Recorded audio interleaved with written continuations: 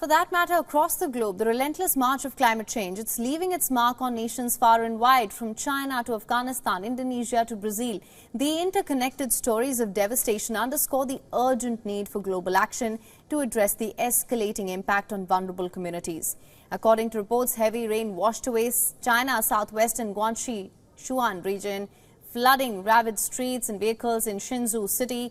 Emergency crews worked tirelessly to evacuate residents to safety using boats, while a landslide in Napo County blocked the road.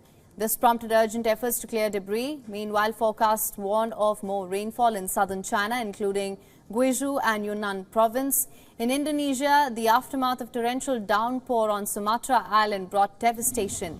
Flash floods triggered by monsoon rain and coal lava mudslides from Mount Merapi claimed the lives of 41 people, with many more injured. 17 are said to be missing. According to the National Disaster Management Agency, the flood submerged over 100 structures in the mountainous villages, highlighting the catastrophic consequences of extreme weather events exacerbated by climate change. Meanwhile, in Brazil's Rio Grande do Sul state, river levels rose again as strong rain lashed waterlogged southern Brazil, where flooding has killed 145 people and forced hundreds of thousands from their homes. Residents are bracing for more misery from the new rain after 2 weeks of downpour saw rivers burst their banks, swallowing up towns and parts of the regional capital. More than 2 million people have been affected by the deluge, which experts link to climate change exacerbated by the El Nino weather phenomenon.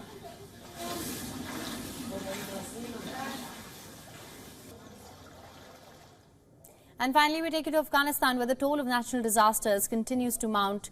More than 300 Afghans have perished in the flash floods that swept through Baghlan province, destroying over 1,000 homes. Our next report has all the details. Take a look.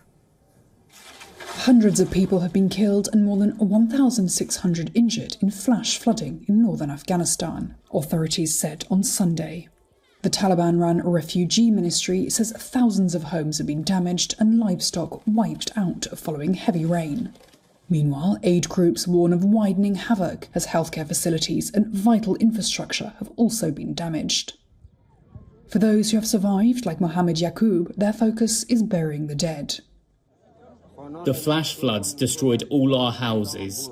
I lost 13 members of my family, including women and children. So many livestock have been destroyed as well.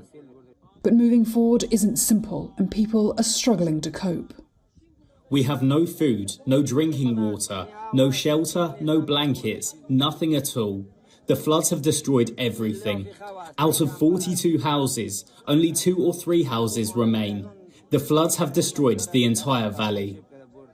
In a statement, the Taliban's economy minister urged the United Nations and private businesses to provide support for those affected by the flooding. Afghanistan is prone to natural disasters, and the UN considers it one of the countries most vulnerable to climate change. But following the Taliban takeover after foreign forces withdrew in 2021, it's battled a shortfall in aid. That's because development aid that formed the backbone of government finances was cut. This has worsened in subsequent years as foreign governments grapple with competing global crises and growing condemnation of the Taliban's curbs on Afghan women.